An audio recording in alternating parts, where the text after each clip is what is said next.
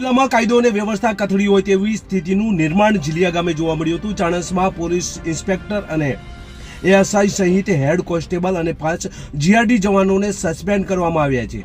જીલિયા farm house ઉપર થયેલી આ માથાકૂટમાં પોલીસ કર્મચારીઓ પણ ભાગ્યા બાદ એસપી દ્વારા તેમને સસ્પેન્ડ કરવામાં આવ્યા છે, જેની આજે વાત કરવી છે।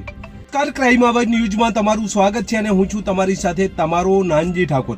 અનેક વખત આપણે જોઈ ચૂક્યા છીએ કે પોલીસ કર્મચારીઓ ઉપર હુમલા થતા હોય છે, ક્યારેક બુટલેગરો હુમલા કરતા હોય છે તો ક્યારેક એ આતંક મચાવનાર એ ગુંડા તત્વો લુખ્ખા તત્વો પણ હુમલા કરતા હોય છે। આવી જે ઘટના બની છે પાટણ જિલ્લાના ચાણસ્મા જીલિયા ગામે એક ફોર્મ ઉપર 112 કે જે જન રક્ષક નામની આ પોલીસની ગાડી છે ત્યાં પહોંચે છે અને ત્યાં ગુંડા તત્વો પણ આવે છે અને ગુંડા તત્વો આવ્યા બાદ હથિયારો લઈને આ ગુંડા તત્વો નીકળે છે ત્યારે આ પોલીસ કર્મચારીઓ ભાગે છે। એક ગાડી નહીં પરંતુ બે ગાડીઓ હોય છે, છતાં પણ આ ગુંડાઓનો સામનો આ પોલીસ કર્મચારીઓ કરતા નથી અથવા તો તે ડરના માર્યા ત્યાંથી પસાર થાય છે। આ બધું સીસીટીવી કેમેરામાં કેદ થાય છે અને ત્યારબાદ police inspector, ASI, head constable અને 5 જીઆરડી જવાનોને પોલીસ કર્મચારીઓને સસ્પેન્ડ કરવામાં આવ્યા છે। આ ઘટનાને લઈને શરમજનક ઘટના જોવા મળી રહી છે। કોંગ્રેસના કેટલાક નેતાઓ પણ આ જે ઘટના બની છે તેને વખોડી રહ્યા છે અને અનેક નિવેદનો પણ આપી રહ્યા છે। ત્યારે આ પ્રથમ જે ઘટના બની રાત્રિના સમય દરમિયાન એ ટાઈમનો સીસીટીવી કેમેરાના જે ફૂટેજ છે એ અમારી પાસે આવ્યા છે। પ્રથમ આ ફૂટેજ જોઈએ, ત્યારબાદ વધુ ચર્ચા કરીએ।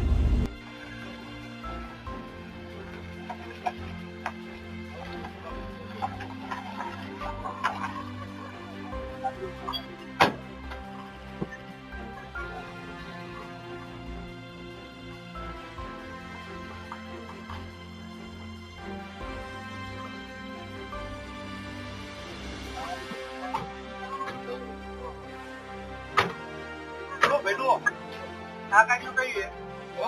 આ ગાડીઓ ખબર નહીં।